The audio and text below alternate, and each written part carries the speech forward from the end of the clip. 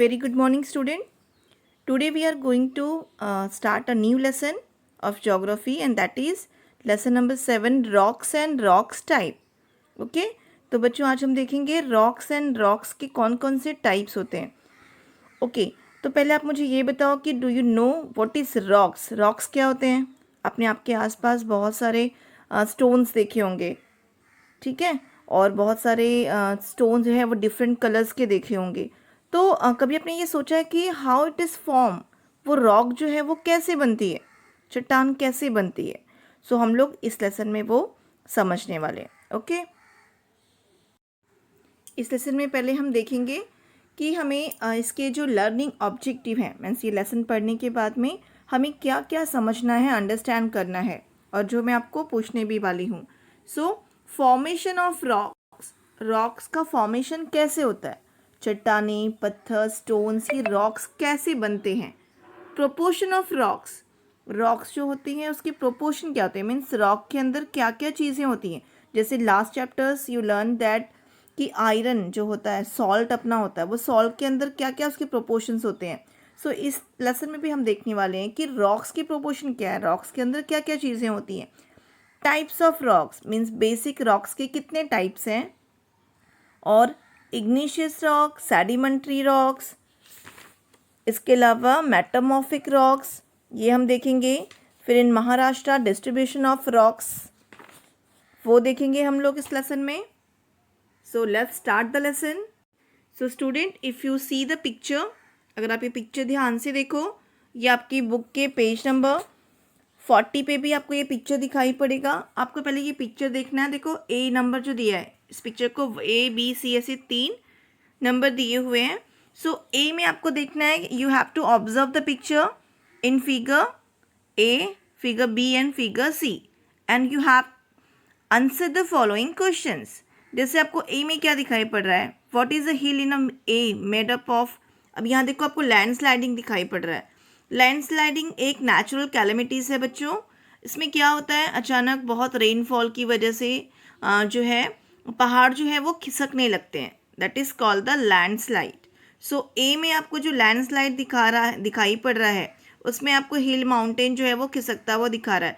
तो ये जो हिल है वो किससे बना हुआ है, वो आपको सोचना है. देन बी देखो, आपको बी में दिख रहा है कुछ लोग माइनिंग कर रहे हैं. माइनिंग का मतलब आपको पता होगा, आपने पहले भी पढ़ा होगा कि माइनिंग मीन्स जो बहुत ही वैल्यूएबल मिनरल्स होते हैं वो चट्टानों के अंदर जो है वो खुदाई करके निकाले जाते हैं. आप में से बहुत सारे स्टूडेंट्स जो हैं वो ट्रैवलिंग करते हैं बाई ट्रेन, तो आप देखो बीच में टनल्स पड़ते हैं, सुरंग आती है बीच में, तो वो भी क्या है, चट्टान से बनी हुई सुरंग. तो यहाँ पे आपको पिक्चर बी में माइनिंग दिखाई पड़ रही है. माइनिंग करते वक्त बहुत सारे वैल्यूएबल जो हैं स्टोन्स, वैल्यूएबल थिंग्स, वैल्यूएबल जो चीज़ें होती हैं जैसे लाइक गोल्ड, वो भी हमें माइनिंग से ही मिलता है. आपने सुना होगा सोने की खदानें होती हैं, उसको माइनिंग करके निकालते हैं. कोयला जो होता है उसको भी माइनिंग से ही निकालते हैं. सो ये पिक्चर बी में हमें माइनिंग दिखाई पड़ रहा है, जिसमें जो रॉक्स होती हैं वो रॉक्स को कट आउट करके और रॉक्स को जो है वो डिगिंग करके वहाँ से हम वैल्यूएबल मिनरल्स निकालते हैं. देन पिक्चर सी आपको दिखाई पड़ेगा, क्या दिख रहा है, ये पेबल्स दिख रहा है, राइट. पेबल्स मतलब या पेबल्स मीन स्टोन्स. सो आपको यहाँ पे स्टोन्स दिख रहे हैं, आपने बहुत सारे डिफरेंट तरह के स्टोन्स देखे होंगे. सो अब आपको बताना है कि ये तीनों पिक्चर के अंदर क्या रिलेशन है. Is there any relationship between 3 things shown above. तो इनके बीच में एक ही सेम रिलेशन है बच्चों. इन तीनों में आपको स्टोन्स दिखाई पड़ रहे हैं, पेबल्स दिख रहा है, चट्टाने दिख रही हैं, रॉक्स दिख रहा है. Okay, so what purpose do we use the thing shown in A and C. अगर आप ए और सी देखते हो तो कौन से और डिफरेंट पर्पस के लिए ए और सी का यूज़ होता है. तो ये सारे पिक्चर्स में सिमिलैरिटी ये है कि ये सारे पिक्चर्स में एक चीज़ कॉमन है, दैट इज़ स्टोन, रॉक. तो हम लोग वही आज इस लेसन में पढ़ने वाले हैं. अगर आप कभी फ्रॉम हिल्स जाओ या रिवर बेड्स और लैंड एरिया में जाओ, सो आपको डिफरेंट टाइप के रॉक्स दिखाई पड़ेंगे. उनका शेप्स अलग होता है, उनका कलर अलग होता है, सो आपको क्या करना है, आपको 2-4 रॉक्स इकट्ठा करनी है, डिफरेंट टाइप्स डिफरेंट कलर्स के, और उसके बाद में उसको लेकर कुछ ऑब्जर्वेशंस करने हैं। डू इट योरसेल्फ आपका जो एक एक्टिविटी है आपकी बुक में, वो हम लोग देखते हैं। अगर आपके पास में डिफरेंट टाइप के रॉक्स हैं, सो आपको क्या करना है, उसको रखना है, उसके कलर को नोट करना है, आपने वो कहाँ से पाया है, कहाँ से you find out that rocks, वो लिखना है, उसका वेट लिखना है, वो हैवी है, लाइट है, हार्ड है, ब्रिटल है, मीडियम है, उसका स्ट्रक्चर्स लिखना है। और उसके बाद में porosities of this rock means pronounce और नॉन पोरस ऐसे लिखने हैं। सो ये एक डू इट योरसेल्फ एक्टिविटी है, अगर आपके लिए पॉसिबल है तो आप एक एक्टिविटी करेंगे। ओके, अब जो आपने देखा कि रॉक्स, तो वो रॉक फॉर्म कैसे होती है, रॉक जो है वो चट्टान या जो स्टोन्स हैं वो कैसे बनते हैं, कभी सोचा है आपने? सो आपने इसके पहले भी आपके ईवीएस में, आपके साइंस में आपने अर्थ का स्ट्रक्चर देखा है। Okay, you know about the earth crust, और जानते हो कि earth crust is very hard, it is made up of rocks and soils. ठीक है, so rocks are a mixture of different minerals form by natural process in the lithosphere. अब आपको पता ही होगा लिथोस्फीयर क्या होती है, तो भी मैं आपको बताती हूँ। ये देखो दिस पिक्चर आपको यहाँ दिखाई पड़ रहा है, ये जो फर्स्ट पार्ट दिख रहा है माउंटेन जैसा area, it is the lithosphere.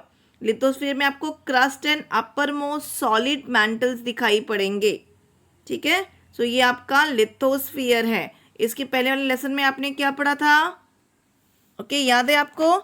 इसके पहले जो हमने लेसन पढ़ा था उसमें आपने कौन से लेयर के बारे में पढ़ा था? अर्थ के, यस, हाइड्रोस्फीयर के बारे में आपने पढ़ा था। बट अभी हम लोग क्या पढ़ने वाले हैं? लिथोस्फीयर। सो लिथोस्फीयर के अंदर ही ये जो रॉक्स होते हैं ये फॉर्म होते हैं बाय द नेचुरल प्रोसेस। और रॉक्स क्या होते हैं? Rocks are a mixture of different minerals. Okay, and rocks are found on land surface and also below it. Rocks are a mixture of different minerals formed by natural process in the lithosphere. The properties of rocks depend on the constituent mineral and their proportion as well as on the formation process. ठीक है, तो rocks जो होती हैं different type की, आपको ने देखा कि अलग अलग तरह की रॉक्स होती हैं, तो वो किस पे डिपेंड करता है? इट इज़ डिपेंड अपॉन उसके अंदर कौन कौन से डिफरेंट टाइप के मिनरल्स हैं, उसके प्रोपोर्शंस क्या हैं, उसके ही आधार पे जो रॉक्स हैं वो डिफरेंट टाइप के मिलते हैं। ये देखो, देखेंगे हम लोग proportion of rocks. So rocks are combined और डिफरेंट मिनरल्स और crystals. Okay, properties also depend on the constituent mineral and their proportion.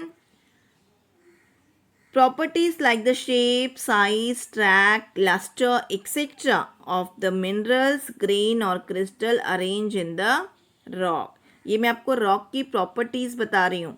ये रॉक्स किसका कॉम्बिनेशन होता है? डिफरेंट मिनरल्स और क्रिस्टल का, और उसके अंदर भी जो प्रॉपर्टीज होती है वो डिपेंड करती है वो मिनरल्स और उसके प्रोपोर्शन के ऊपर। फिर प्रॉपर्टीज लाइक शेप, साइज, उसका साइज, उसका lustre etcetera of the mineral, grain on crystal arrange in the rock, वो रॉक में कैसे अरेंज है उसके ऊपर उसका साइज और शेप डिपेंड करता है। Then porcelain is a white ceramic china, ये एक टाइप है। ओके, अभी आपने देख लिया कि अलग अलग मिनरल्स को मिलाकर डिफरेंट टाइप्स के रॉक फॉर्म होते हैं, एंड रॉक के प्रोपोर्शन में क्या दिखाई पड़ता है हमें वो देखना है। ये देखो, आपको डिफरेंट टाइप के मिनरल्स दिख रहे हैं, silica, aluminium, magnesium, iron. Okay, इसके अलावा भी और कई तरह के मिनरल्स होते हैं जिनको मिला के रॉक्स फॉर्म होती है।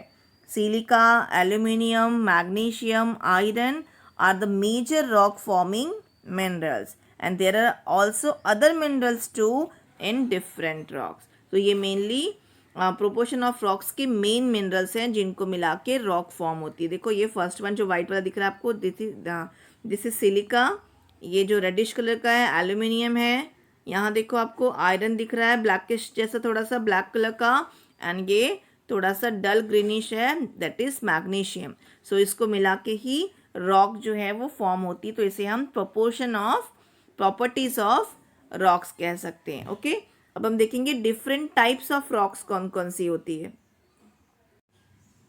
Okay, different types of rocks देखेंगे हम लोग। इग्निशियस रॉक, ये देखो आपको दिखाई पड़ रहा है, ये हम लोग इस लेसन में डिटेल में पढ़ने वाले हैं कि इग्निशियस रॉक कैसे फॉर्म होती है।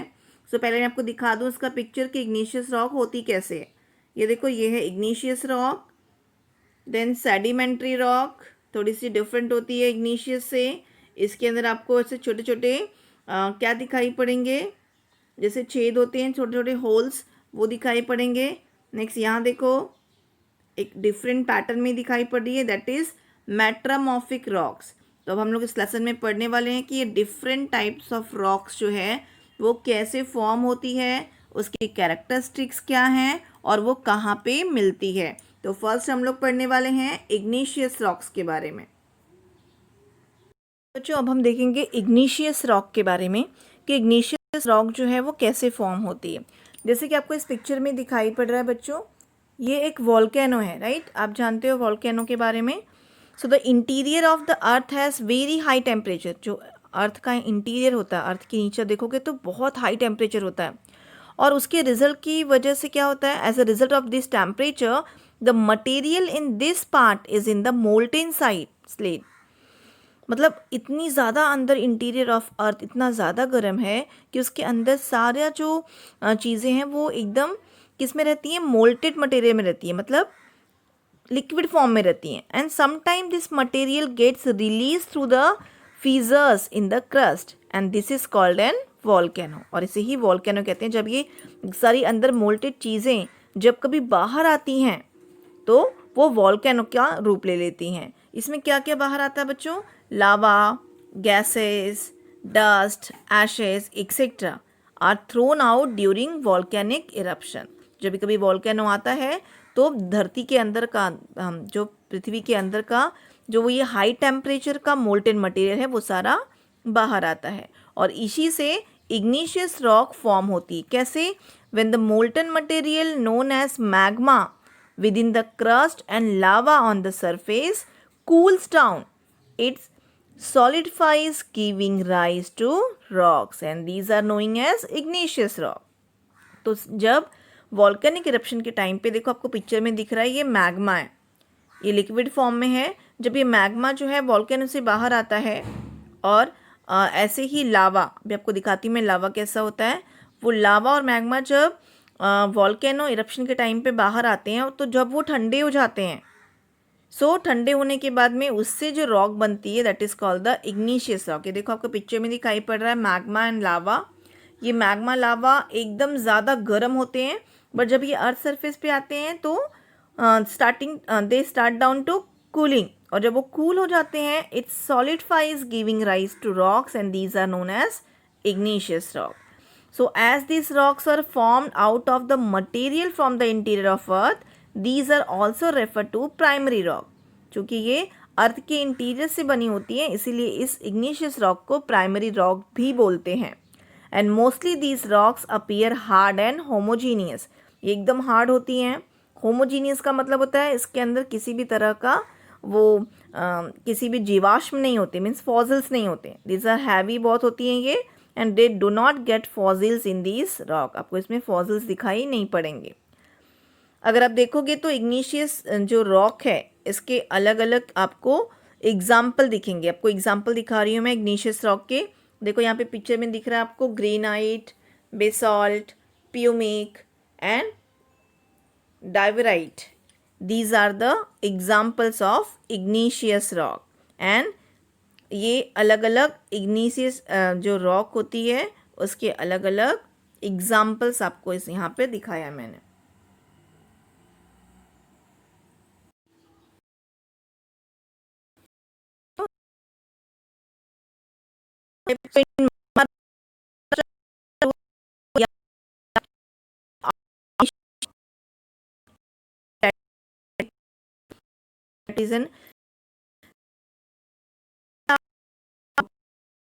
igneous rock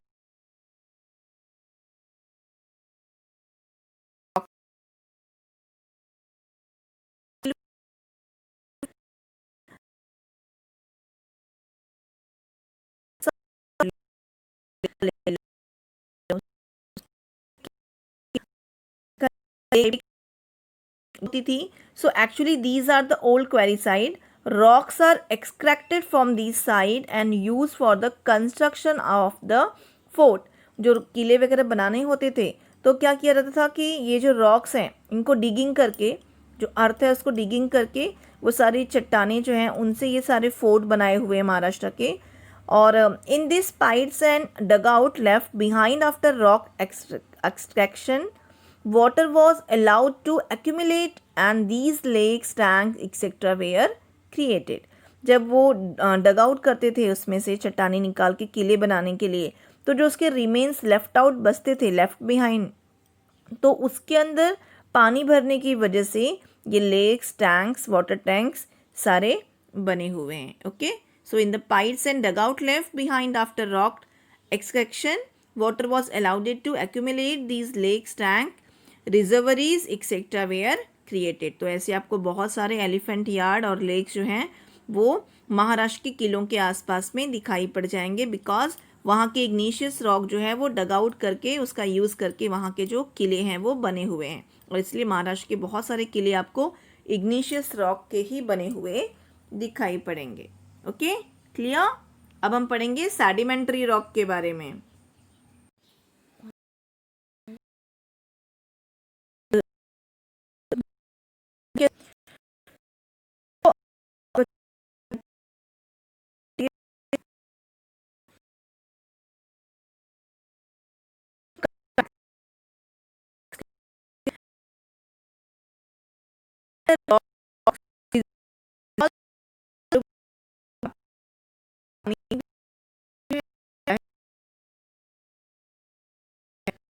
है and this lead to the weathering of rock.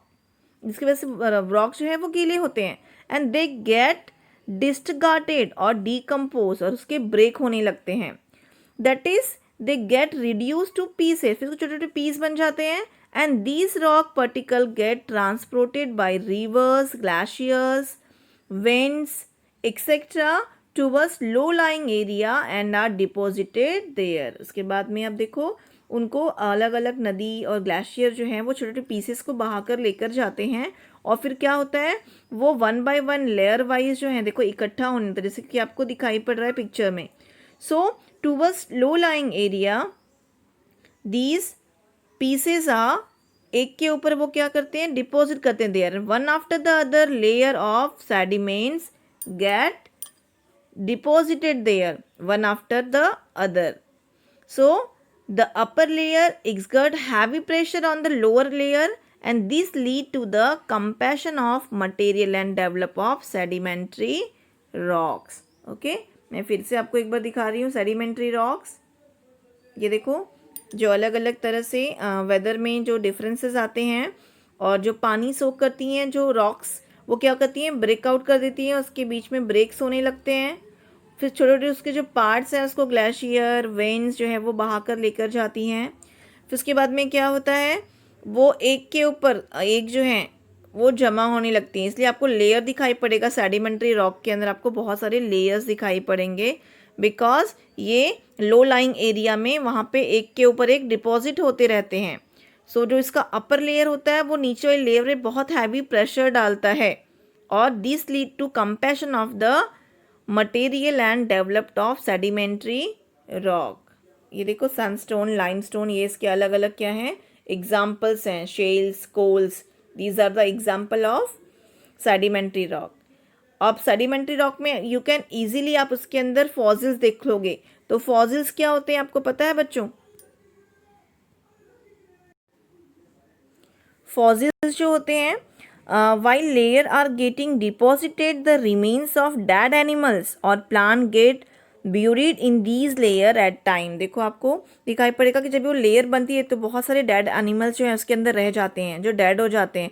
उनके जो डेड हैं उनके जो लेयर्स बनती है, जो रिमेन्स बचते हैं, वो रिमेन्स ही कहलाते हैं फॉसिल्स. ओके, जैसे कि आपको इस पिक्चर में दिखाई पड़ रहा है. ये देखो जब भी वो लेयर पे लेयर, आपको सेडिमेंट्री रॉक में बहुत सारे लेयर दिखाई पड़ेंगे, और इस लेयर के अंदर they have deposited the remains of dead animals and plants and get buried in these layer at time.